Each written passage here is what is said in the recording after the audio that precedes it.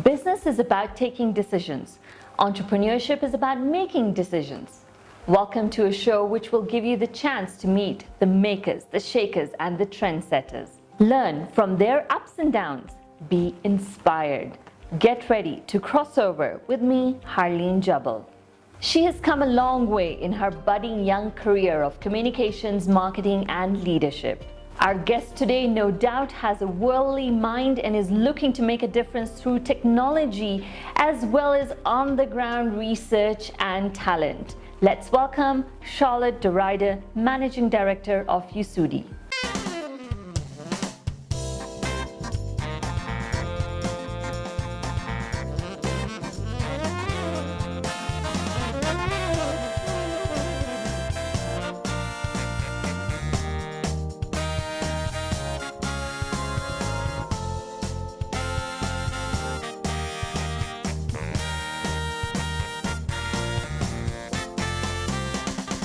Welcome to the show, Charlotte. Thank you. Charlotte, let's begin with, what is the meaning of the word Sudhi and how did it come to be? So Sudhi actually is a combination of two different words. So Sudhi comes from, one part is kusudi, which in Swahili means with purpose and intention. And the other part is the Y, which comes from youth. Our idea is how can we actually bring youth purpose and intention in young people to achieve the goals that they have in their life. So in terms of how it came to be, I came to Kenya about 3 years ago on a consulting project here, and I was really fascinated by the country. Something very, I was like, the culture, it's so different from where I grew up. And I was really curious. I was like, 3 weeks is not enough, I have to come back. And so I decided to call my co-founder and tell her, hey, do you want to move to Kenya, try and start something? She said, okay, let's go, let's try it out. So 1 year later, after I finished university, we moved here, and actually we didn't know what we were going to do exactly. We just knew there is some form of problem within the youth sector. A lot of young people are unemployed. Let us try and figure out what exactly is the issue that's happening. So we spent the first 6 months just researching, asking SMEs, corporates, NGOs, young people, what is the actual issue and why is there a solution that's there, or is there like only a half-baked solution? And it's through this process that actually Sudhi came to be. The idea of what Sudhi is, the idea of like creating a program for youth unemployment and helping young people get employed. Yeah. So two things so far. When you were doing your research, did you come to the realization that there's either a very major skills gap in Kenya, or is it that there are enough educated youth, but they're not getting the chance or the opportunity to realize their potential? And the second one, being women, were there some challenges that you went across? Okay, interesting. For the first one, I think that there is a gap, although I don't think it's that big. And you see it because the fact that some people do find jobs, for example. Some people have trouble in terms of soft skills and work skills, but it's something very common around the world due to the education system around the world. I think the main challenge is that everybody has a drive to do the same thing. Everybody wants to get a corporate job, and there are only a limited amount of corporate jobs. So instead of like everybody looking at what is it that I really want, people haven't figured out when they come out of education, this is where I want to be in my life. They've always been told by their parents, or they've been told by the system, go and be an accountant, go and be an engineer, go and be an architect, instead of being, actually, this is what I drive for. I want to be an entrepreneur because I'm passionate about that. I want to work for an SME. I want to work for a startup. No, there's this kind of set idea of what employment looks like. And I think that's where the mismatch comes in. I think yes and no. I actually think at some point it was an advantage because we connected with so many other women that were like, wow, you're two women wanting to start a business. That's really wonderful. There's so few women that want to start their own companies. So we actually connected with a lot of other women. Then I think for us, it's hard to know whether it's women or age. I mean, I'm 24, I'm running my business. So at the beginning, sometimes people don't take you seriously. But I don't know if it's because I'm a woman or because they're like, wait, you graduated last year? I'm like, yeah, you don't have any experience. I do. But they kind of see you as this young person that doesn't have any experience, so they don't take you seriously until they see proof that you actually have the capability of doing what you say you're going to do. Yeah. I'm going to come back on that one, but I have to ask you, Finland has been rated as one of the best places for education, and you also mentioned that maybe it's the education system that pulls people behind, and also there's still that mindset that there has to be a set job still. How is Sudhi contributing to possibly addressing education change? Because Kenya is going to change in its education system in the coming years, and or trying to put out there that a creative, a makeup artist, or just a salesperson, they are valuable jobs. Is that a part of your setup in Sudhi? I think that's kind of the core of what we do. I think the core of what we do is to make people, one is asking questions. It's not about me telling you what you're good at. It's about me asking you questions for you to understand what you're good at, to understand what you want to do. And I think that's a kind of philosophy. In the long term, we really want to have an education system that's holistic, that's creative, gets people to think out of the box, but also that's unique to every individual. Because you might be someone that learns by doing. I might be someone that learns by reading. And I might be someone that needs something very creative, whereas you might be someone that's very, very systematic thinking. And those people are right now sitting next to each other in the same classroom all their life, when they need very different things in their life. So my philosophy is, if you impact one person, that person has a positive experience, and it can impact other people. Yeah, we don't it spills over. Yeah, exactly. And it's this idea that maybe we're still really small right now, but for every person that goes through our program, for every person that we get in touch with, we try to impart that mindset, that idea, by the idea that if you think like this, you'll help impart that to other people. And at some point, maybe the world will change just like that. Yeah. That's a very passionate thought. So is that one of the things that makes you different from other possibly recruiting agencies? I think so. I think it's the idea that, well, we're passionate about people. With me, my co-founder, the idea of Sudhi came with a really, really strong passion for people, but also for understanding what makes you who you are. And I think that passion is what makes us different from a recruitment firm, or even from other schools, other programs. The amount of effort we put in every single person that goes through our program, sometimes we're like, this is not sustainable. They were like, at the same time, it's the core of what we want. So we want to grow, keeping that amount of attention that every person gets, because everybody's really special and unique. Is there a specific trend that you're noticing in the job market in Kenya? Yeah.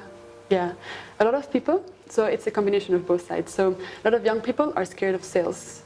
But sales is a really, really core first job to have, what I believe. Whether you have it when you're in high school, when you're in university, or when you're a graduate, it builds some really core skills in you that will help you for the rest of your career.